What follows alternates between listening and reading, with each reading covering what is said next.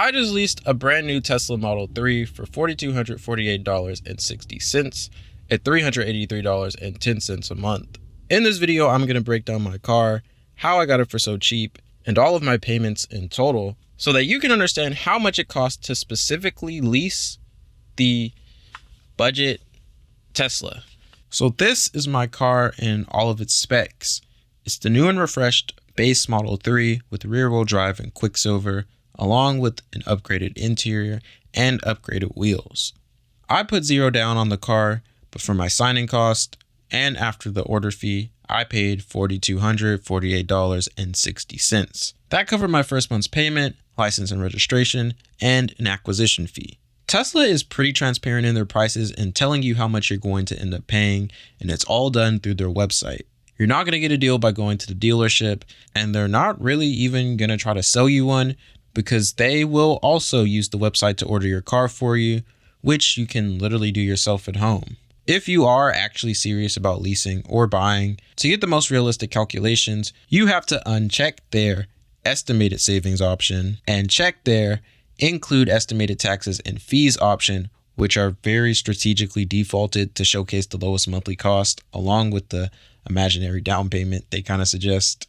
And by the way, just my advice, never put a down payment on a lease. Anyways, my monthly payment was initially going to be around $433 a month, but I was actually able to secure a down payment of $383.10 a month by choosing an inventory car, which they heavily incentivize. I was gonna get a long-range rear-wheel drive in Quicksilver with white interiors and the included 18-inch Photon wheels, but they had a base rear-wheel drive with white interiors and the upgraded 19-inch wheels for a lower monthly payment with a year of premium connectivity for free, so I went with that option.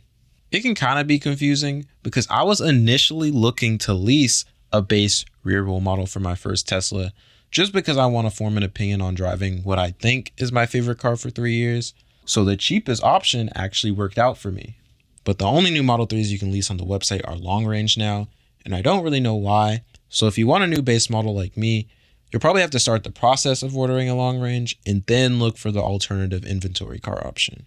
The only thing that bugs me about my specs is that the upgraded tires completely knocked 41 miles off of my range, which is actually a very decent chunk of mileage for the base model. I went from almost buying a 363 EPA long range Model 3 to then getting downgraded to the base Model 3, which has 289 EPA, and then downgraded one last time by the upgraded tires that really give it an estimate of 248 miles. I don't commute, I'm a full-time YouTuber and I have another channel with 400,000 subscribers, so when I do drive somewhere, it's usually just to get out the house or like a quick grocery run.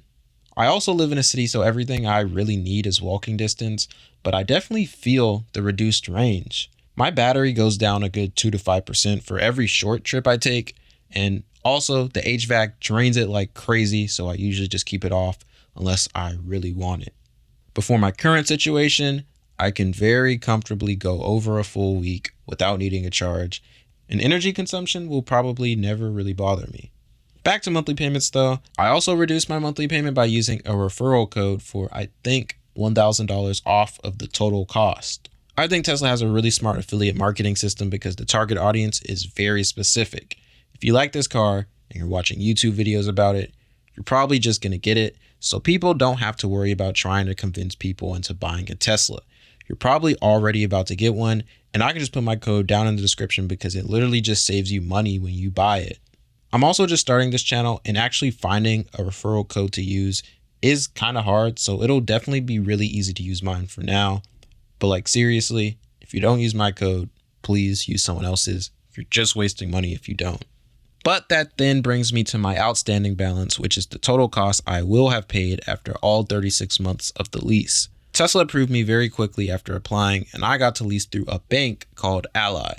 It was also a simple process, and now I have an app to view, track, and make payments.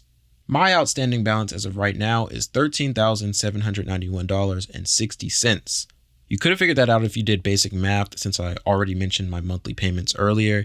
But for just monthly alone, I also do have to pay around $135 extra, which now brings us to insurance, which is insanely cheap for an electric vehicle in general. So Let me explain. I covered the signing costs and I just covered the outstanding and monthly costs.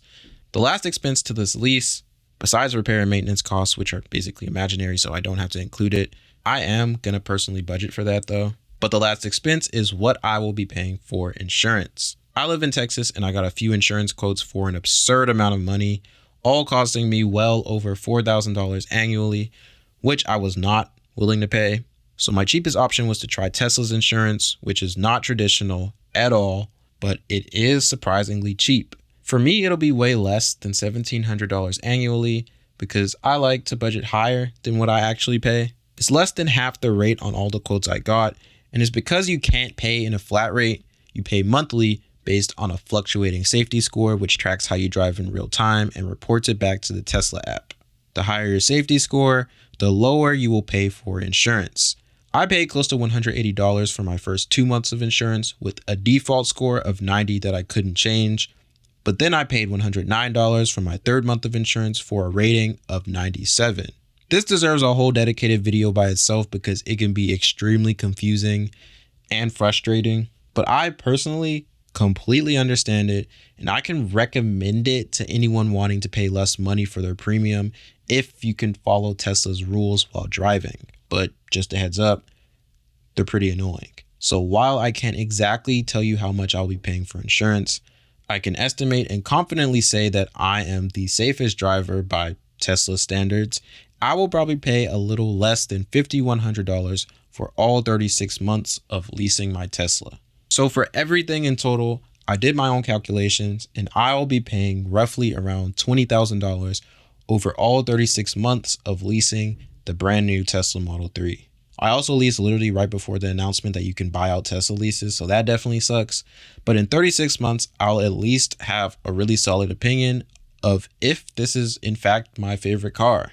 Currently, I love it. I can't stay out of my car. I'm always looking forward and finding reasons to drive places, but I'm also sure anyone would do that with a new car. And on the other hand, nothing's perfect. There are definitely some things that I do not like about it, but I can say that for another video where I can really go into detail. But the whole leasing process, at least, has truthfully been so simple. It was very transparent and all done digitally, which I was a fan of.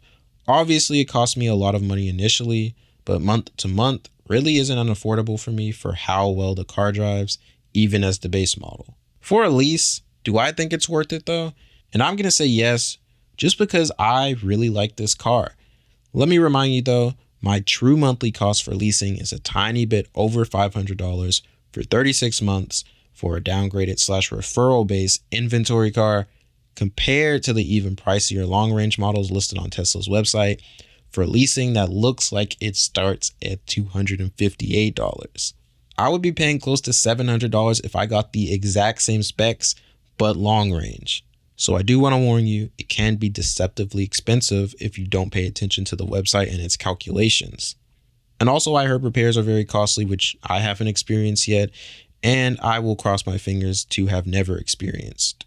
But I hope this video at least gives you enough information to do your own research about leasing or even owning a Tesla, and maybe even brings you to making the smartest decision for your situation. If I helped you, my name is Eli and I will be making Tesla videos every month, or maybe even sooner if these videos do well. So make sure to subscribe if you want to see more Tesla content from me, and maybe comment what video I should cover next or any questions about the car if you have them. Thanks for watching and see you in the next one.